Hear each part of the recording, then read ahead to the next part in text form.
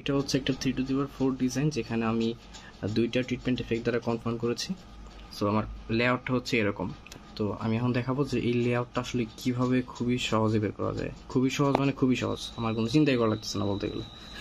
যাই হোক, বিষয়টা হচ্ছে আমাকে প্রথমে এই দুইটার ইকুয়েশন বের করতে হবে। তাহলে a(b²c) এটার জন্য হচ্ছে x1 plus 2x2 plus x3, আর b(c²d) এটার জন্য হচ্ছে x2 plus 2x3 plus x4। আর আমি প্রথমে টার্গেট হচ্ছে আমার প্রিন্সিপাল ব্লকের এলিমেন্টগুলো বের করা। এইটা যদি বের করতে পারি তাহলে বাকিগুলো বের করা একদম ইজি। তাহলে প্রিন্সিপাল ব্লকের এলিমেন্টগুলো বের করতে হলে আমার এই ইকুয়েশনটা সলভ করতে হবে। ইকুয়েশন সলভ করলে 0 0 এই কম্বিনেশনটা দরকার, কারণ আমার প্রিন্সিপাল ব্লকে সাধারণত 0 0 নেওয়া হয়। সাধারণত না, মানে এটাই নিয়ম। আর এটা হচ্ছে মোট 3 নিতে হবে, বিকজ আমার লেভেল সংখ্যা হচ্ছে 3।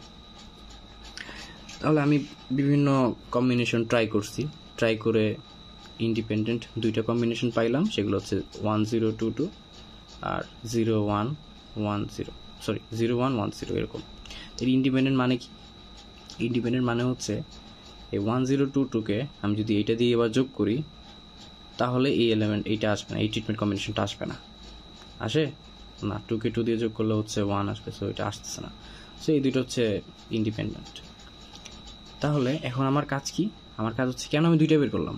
প্রথম হচ্ছে সেটা দুইটা কেন বের করছি? দুইটা বের করছি কারণ যে m মাইনাস k, m মানে হচ্ছে নাম্বার অফ ফ্যাক্টরস, k মানে হচ্ছে নাম্বার অফ লেভেলস।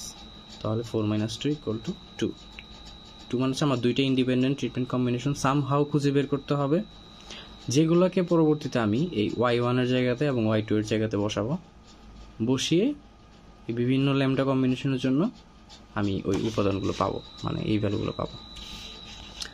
তাহলে আমি যদি 1 0 2 2কে এখানে বসাই, 0 1 1 0কে এখানে বসাই, তাহলে জিনিস খেয়াল করেন, এখানেও যদি 0 নেই, ল্যামডা 1 0 নেই, ল্যামডা 2 0 নেই, তাহলে কিন্তু আমি অ্যাকচুয়ালি প্রিন্সিপাল ব্লকের প্রথম এলিমেন্টটা পাচ্ছি 0 0 0 0, সেটা আমি লিখে ফেললাম।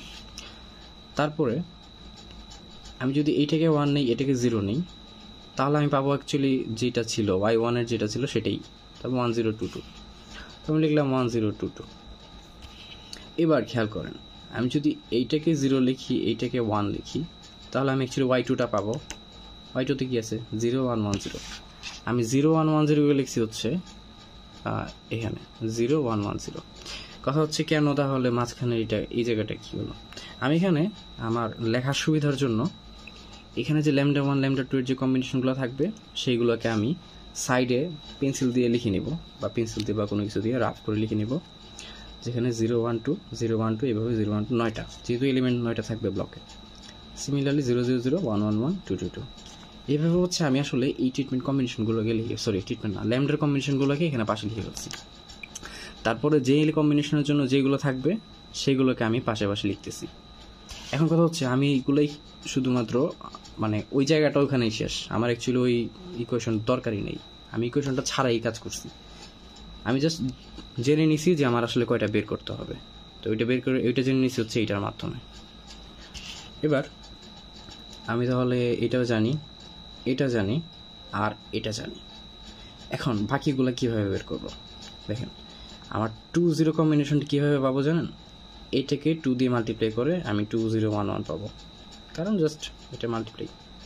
সিমিলারলি 0 1 1 0, এটা 0 1 কম্বিনেশনটা, এখান থেকে আমি এই 0 2 বের করতে পারবো হচ্ছে জাস্ট এটাকে মাল্টিপ্লাই করে দেবো 2 দিয়ে, তাহলে 0 2 2 0। তো এগুলো বেরিয়ে গেলো। তারপর কী বাকি থাকতেছে? 1 1 1 1 পাবো কীভাবে? 1 1 পাবো হচ্ছে এই 1 0 আর এই 0 1 যোগ করে, অর্থাৎ এই কম্বিনেশনটা আর এই কম্বিনেশন যোগ করে আমি 1 1 কম্বিনেশনটা পাবো। সিমিলারলি আমি যদি 2 1 বের করতে চাই, সেটার জন্য আমাকে 2 কোথায়, এই যে 2 0 আর 0 1, মানে এই দুইটাকে যোগ করতে হবে, এই দুইটাকে যোগ করে আমি 2 1 এর কম্বিনেশনটা পাবো। সিমিলারলি 0 2 তো বের করছি, 1 2 টা তাহলে কীভাবে পাবো? এই 1 0 আর 0 2 কোথায়? 0 2, মানে এই দুইটাকে যোগ করতে হবে, যোগ করে আমি আসলে 1 2 1, তো এইটা পাবো। তাহলে 2 2 পাবো হচ্ছে এই 2 0 আর 0 2 যোগ করে, তো 2 0 তো আছে 2 0 1 1, আর এখানে আছে 0 2 2 0। তাহলে আমি যদি চেক করি 1 আর হচ্ছে 0, তো 1 এভাবে হচ্ছে বাকি এলিমেন্টগুলো আসতেছে। তাহলে আমার প্রিন্সিপাল ব্লক পাওয়া শেষ। আমি আর ইকুয়েশনের দিকে তাকাইনি, ইকুয়েশনের দরকারই হয়নি। এবার হচ্ছে একটা বইপত্রে দেখলে খুঁজলে আর কি থিওরিটা পাওয়া যাবে। সেটা হচ্ছে যখন আমার প্রিন্সিপাল ব্লক চলে আসছে, তারপরে আমি যদি এইখানে নাই এমন কোনো ট্রিটমেন্ট কম্বিনেশন দ্বারা এটাকে যোগ করি, মানে এটাকে যোগ করি, তারপর এটাকে যোগ করি, তাহলে অ্যাকচুয়ালি আমি এই ব্লকের এলিমেন্টগুলো পেয়ে যাব।